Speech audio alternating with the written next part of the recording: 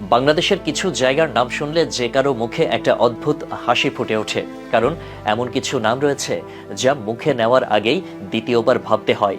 আর এগুলো শুনে তো ফেসবুকে ট্রলবাজদের দম ফেলার সময় নেই। কেউ কটাক্ষ করে, কেউ মজা নেয়, আবার কেউ ইতিহাসের দোহাই দিয়ে নামগুলোকে রেখে দিতে চায়। তবে মজার ব্যাপার হলো, যে জায়গার নামগুলো নিয়ে আমরা এত হাসাহাসি করি, সেই এলাকার লোকজন কিন্তু এ নিয়ে এতটুকু অস্বস্তি বোধ করেন না। তাদের কাছে এগুলো বেশ স্বাভাবিক। বিষয়টি এমন, এক দেশের বুলি আরেক দেশের।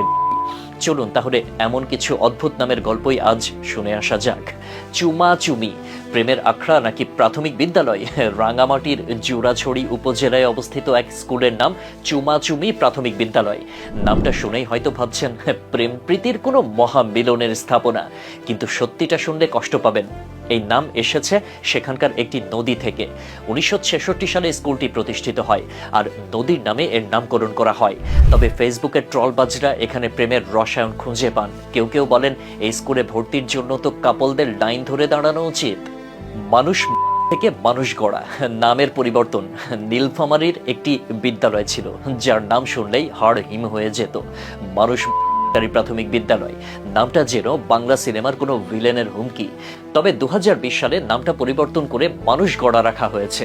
যদিও অনেকে বলেন মানুষ গড়া ভালোই হলো, অন্তত কেউ আর ভাববে না স্কুলটা কোনো কুংফু শেখার ইনস্টিটিউট। পত্নীতলা, পত্নী সব সমস্যার কারণ। নওগাঁর একটি উপজেলা পত্নীতলা, নামটা শুনলেই যেন বিয়ের পরবর্তী জীবন নিয়ে কারো মাথা চুলকানি শুরু হয়ে যায়। পত্নী শব্দটা স্ত্রী শব্দের প্রতিশব্দ, আর এই নাম শুনে লোকেরা ভাবে এখানকার লোকেরা বুঝি স্ত্রীদের তলায় বসেই জীবন কাটায়। এমন মজার মন্তব্য করেন অনেকে। তবে ইতিহাসের পাতায় ঢু মারলে দেখা যায় এই নাম একসময় পুরোপুরি শালীন ছিল। তবে মজার ব্যাপার হলো, স্থানীয় মানুষ এটিকে মোটেও বিব্রতকর মনে করেন না। এর পরের নামটা হচ্ছে চোরের ভিটা। আসলেই কি চোরেদের রাজ্য? নেত্রকোনায় চোরের ভিটা সরকারি প্রাথমিক বিদ্যালয় নামের একটি স্কুল ছিল। নাম শুনে মনে হয় এখানে নিশ্চয়ই চোরেদের প্রশিক্ষণ দেওয়া হয়। যদিও আসল ইতিহাস হলো, জায়গাটি একসময় চোরদের লুকিয়ে থাকার জন্য ব্যবহার হতো, তাই স্থানীয়রা এর নাম দিয়ে দিয়েছেন। আর এখন স্কুলটির নাম শুনলে সবাই হেসে বলে চোরেরা তো আর এখন এখানে থাকবে না, কিন্তু নাম শুনেই তো মনে হয় তারা সবসময় আশেপাশে। কুকুর মারা আর মারা দেওয়া, শিক্ষার গণ্ডি নাকি কুস্তির আখড়া?